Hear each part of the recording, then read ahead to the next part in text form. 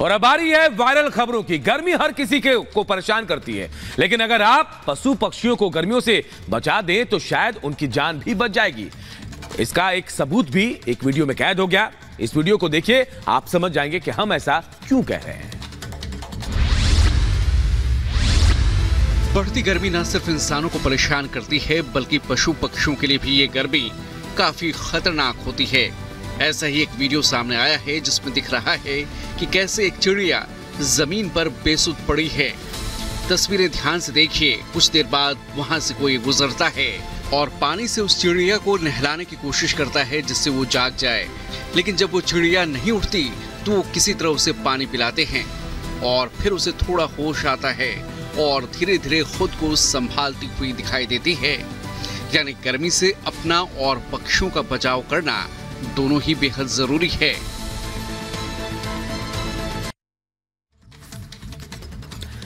और गर्मी में बार बार नहाना और बाथ टब में मस्ती करना किसे अच्छा नहीं लगता, लेकिन इंसान तो इंसान, जानवर भी मस्ती कर रहे हैं। ऐसे गोरिल्ला की तस्वीर आपको इस वीडियो के जरिए दिखाते हैं।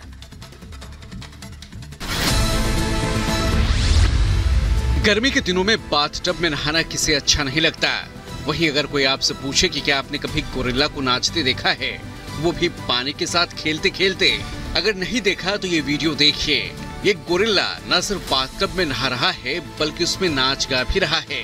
आपको गोरिल्ला की ऐसी मस्ती दिखेगी जो शायद ही कोई इंसान कर पाए। वीडियो को देखकर कोई भी कह सकता है कि लगता है कि गोरिल्ला आज ज्यादा ही खुश है, शायद तभी बाथटब से निकलने का उसका मन ही नहीं कर रहा। बच्चों और जानवरों की मस्ती तो आपने देखी होगी, लेकिन जानवरों की मदद भी करनी चाहिए और मस्ती के साथ। ऐसा एक वीडियो सामने आया, इस वीडियो को देखिए, शायद आपको अच्छा लगे। कई जानवर आपने अक्सर ऐसे देखे होंगे जिन्हें देखकर शायद उन्हें प्यार करने का मन करता होगा। जरा सोचिए, अगर आप किसी जानवर की मदद करते हैं तो आपको कितना सुकून मिलता है। एक ऐसा ही वीडियो सामने आया है जिसमें दो छोटे बच्चे लीमूर की मदद करते हैं। लीमूर जब खुद को खुजाता है तो दोनों बच्चे भी उसकी मदद करते हैं, उसे सहलाते हैं। तस्वीरों को देखकर तो ये तो साफ है कि लीमूर को इसमें मजा आ रहा है और आराम से बैठकर वो सेवा का आनंद ले रहा है और दोनों भाई भी उसे प्यार करते नजर आ रहे हैं।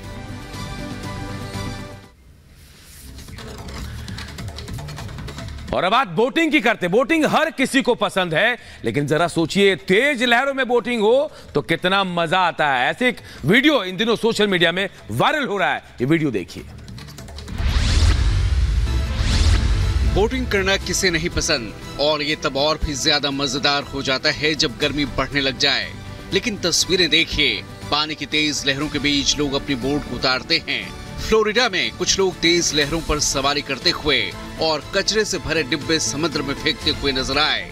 ये सभी लोग वीडियो में खूब मजे करते हुए नजर तो आए, लेकिन समुद्र की लहरों के बीच नाव अचानक से अनियंत्रित होती दिखने लगती है और पानी की लहरों में गुम होती हुई दिखाई देती है, क्योंकि आगे चलकर उनकी बोट पानी की लहरों से ऊपर तक उछलती हुई दिखाई देती है। ये वीडियो फ्लोरिडा का है जो सोशल मीडिया पर वायरल हो रहा है।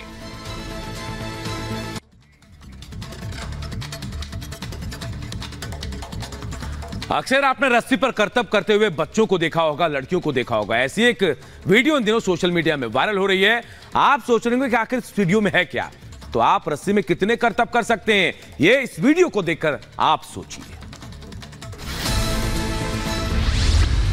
वैसे तो अक्सर कई ऐसे वीडियोस सामने आते हैं जिनमें लोग अजीबोगरीब करतब करते दिखाई देते हैं, लेकिन क्या आपने सिर्फ एक रस्सी के सहारे कोई करतब किया है?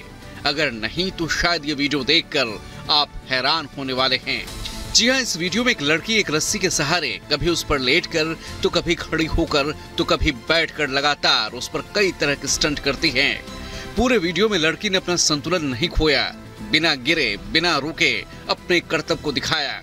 स्टंट पूरा होने के बाद वो रेत में गिर जाती है। अगर आप भी ये ट्राई करना चाहते हैं तो किसी ट्रेनर का सहारा जरूर लें।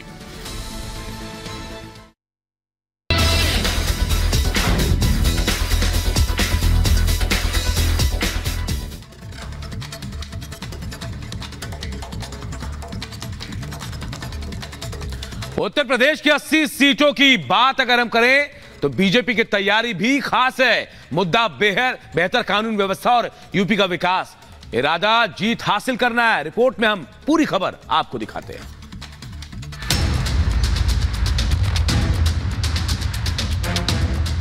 दो चरणों का मतदान खत्म हो चुका है। तीसरे चरण का चुनाव सिर पर है।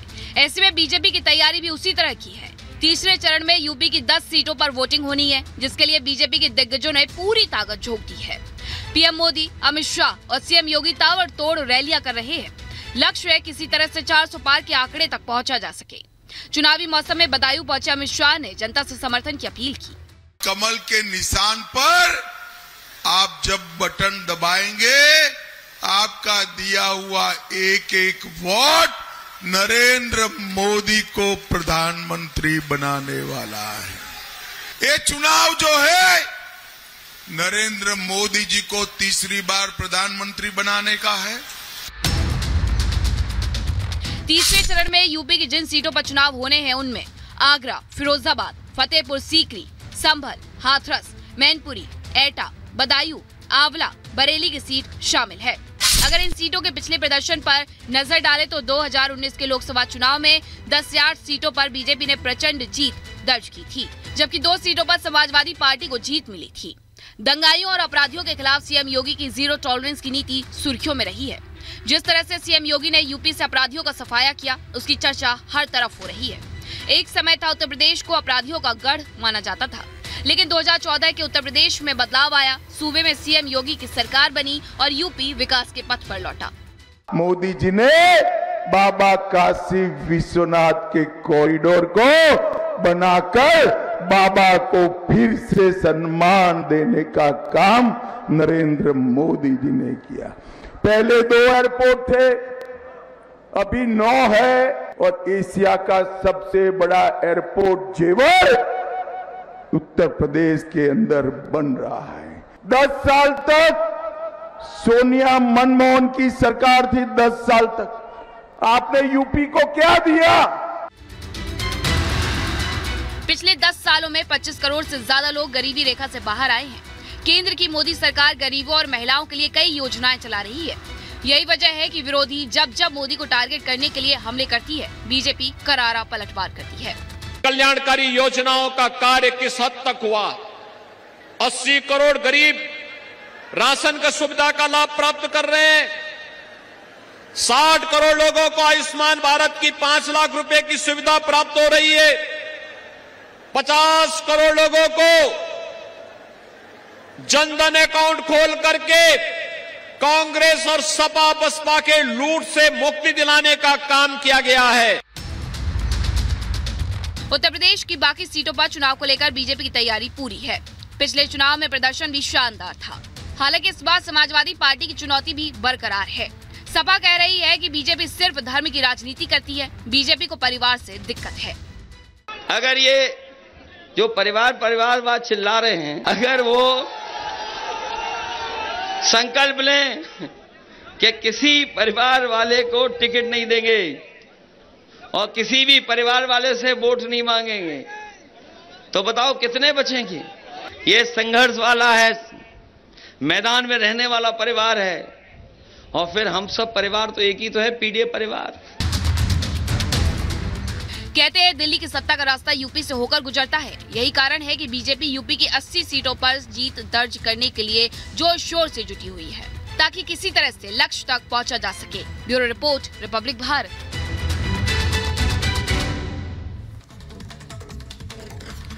और महिलाओं को लेकर कांग्रेस का चरित्र एक बार फिर सामने आ गया है। कांग्रेस अध्यक्ष जीतू पटवारी ने महिलाओं को लेकर एक विवादित बयान दिया है। इस रिपोर्ट में पूरी खबर आप सबको बताते हैं।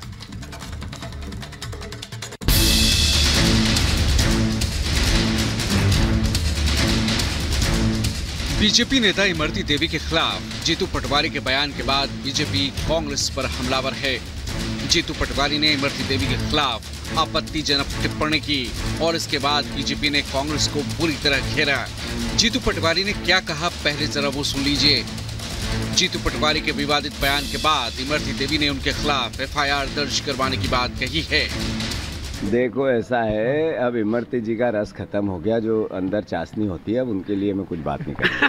बीजेपी ने कांग्रेस पर जीतू पटवारी के विवादित बयान के बाद करारा हमला बोला है। बीजेपी कह रही है कि कांग्रेस का मूल चरित्र ही महिला विरोधी है। अतीत में भी कांग्रेस के दिग्गज नेताओं ने महिलाओं के खिलाफ अभद्र टिप्पणी की थी। पहले भी कमलनाथ और दिग्विजय सिंह के बयान को लेकर हंगामा हुआ था। Bureau report, Republic Bharat. और इधर देखिए, एमआईएम चीफ असदुद्दीन ओवैसी ने प्रधानमंत्री नरेंद्र मोदी पर निशाना साधा और मुसलमानों को घुसपैठिया कहे जाने पर जोरदार हमला बोला है। रिपोर्ट आप सबको दिखाते हैं। हैदराबाद में चुनावी रैली में एआईएमआईएम प्रमुख असदुद्दीन ओवैसी ने पीएम मोदी पर निशाना साधा। ओवैसी ने मुसलमानों को घुसपैठिया कहे जाने पर सवाल उठाए। कैसे घुसपैठी हमें बताइए आप? आखिर क्यों वजीर आजम 17 करोड़ मुस्लिम अल्पसंख्यक समाज की इतनी बेइज्जती क्यों करना चाहते हैं? इतनी नफरत क्यों है उनकी दिल में? अरे हम आपको वोट नहीं दिए, नहीं देंगे अलग बात है, मगर क्या आप हिंदुस्तान के जो वजीर आजम है तो भारत का हिस्सा है? 17 करोड़ के मुसलमान नहीं है? तुमको कांग्रेस को गाली देना है, दो तुम कांग्रेस को, मगर क्या हक बनता है वजीर आजम को कि देश की मुल्क की 14% आबादी को घुसपैठिया कहे? हैदराबाद में ओवैसी की टक्कर माधवीलता से है और इन दिनों ओवैसी लगातार अपने वोट बैंक को मजबूत करने में जुटे हैं और भड़काऊ बयान दे रहे हैं। Bureau report, Republic Bharat. और दिल्ली शराब घोटाला मामले में एक बार फिर मनीष सिसोदिया दिल्ली हाई कोर्ट पहुंचे हैं। आज उनकी जमानत पर एक बार फिर आज सुनवाई होने वाली है। दिल्ली के पूर्व डिप्टी सीएम मनीष सिसोदिया ने अब जमानत के लिए दिल्ली हाई कोर्ट का रुख किया है, जिस पर आज सुनवाई होगी। दिल्ली की राउज एवेन्यू कोर्ट ने 30 अप्रैल को हुई सुनवाई के दौरान शराब नीति घोटाले के मामले में मनीष सिसोदिया की जमानत याचिका खारिज कर दी। सिसोदिया की जमानत याचिका दूसरी बार खारिज हुई है। कोर्ट में सुनवाई के दौरान सीबीआई ने दलील दी थी कि सिसोदिया किंगपिन हैं। अगर सिसोदिया को जमानत दी गई तो वो सबूतों और गवाहों पर अपने प्रभाव का इस्तेमाल कर सकते हैं। दरअसल 22 मार्च 2021 को मनीष सिसोदिया ने नई शराब नीति का ऐलान किया था। 17 नवंबर 2021 को नई शराब नीति लागू कर दी गई। नई शराब नीति आने के बाद सरकार शराब के कारोबार से बाहर आ गई और पूरी शराब की दुकानें निजी हाथों में चली गई। नई शराब नीति शुरू से ही विवादों में रही और जब विवाद बढ़ा तो 28 जुलाई 2022 को सरकार ने अपनी शराब नीति को रद्द कर फिर से पुरानी पॉलिसी लागू कर दी। Bureau report, Republic Bharat.